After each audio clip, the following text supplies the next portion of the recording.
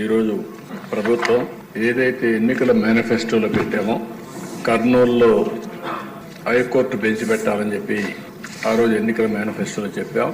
దాని ప్రకారం నిన్నే కేబినెట్లో తీర్మానం చేసి అసెంబ్లీలో కూడా తీర్మానం చేసి అటు హైకోర్టుకి గవర్నమెంట్ ఆఫ్ ఇండియా కూడా పంపిస్తాం.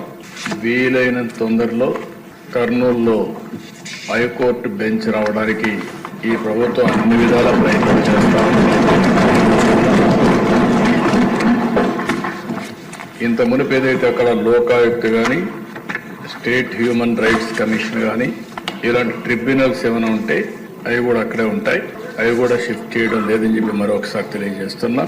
ఇది కాకుండా అధ్యక్ష, ఈరోజు ఈ ప్రభుత్వం వికేంద్రీకరణ ఎక్కడికక్కడ 1-2 సిటీసే కాకుండా ఈరోజు అన్ని ప్రాంతాల్లో సమగ్ర అభివృద్ధి కోసం కట్టుబడి ఉన్నాం. ఉత్తరాంధ్రలో విశాఖపట్నం అభివృద్ధి కావాలి, రాయలసీమలో తిరుపతి, కర్నూలు లాంటి టౌన్స్ అభివృద్ధి కావాలి. అదే సమయంలో ఇక్కడ అమరావతి కూడా చాలాసార్లు చెప్పాం. ఆ రోజు మీరు చూస్తే 3 రాజధానులు అని చెప్పి 3 ముక్కలు ఆటాడి కడాన ఏ ప్రాంతం కూడా అభివృద్ధి కాకుండా చేశారు.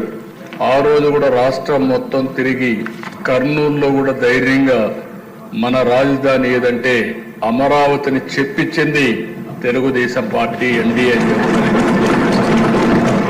విశాఖపట్నానికి వెళ్ళి విశాఖపట్నం మీటింగ్లోనే మన రాజధాని ఏదంటే అమరావతిని విశాఖపట్నం కూడా చెప్పారు. అంటే ఈ ప్రభుత్వం పైన ఒక నమ్మకం, చెప్పింది చేస్తారనే విశ్వాసం ఉంది. అందుకే ప్రజలు నమ్మే పరిస్థితికి వచ్చారు అధ్యక్ష.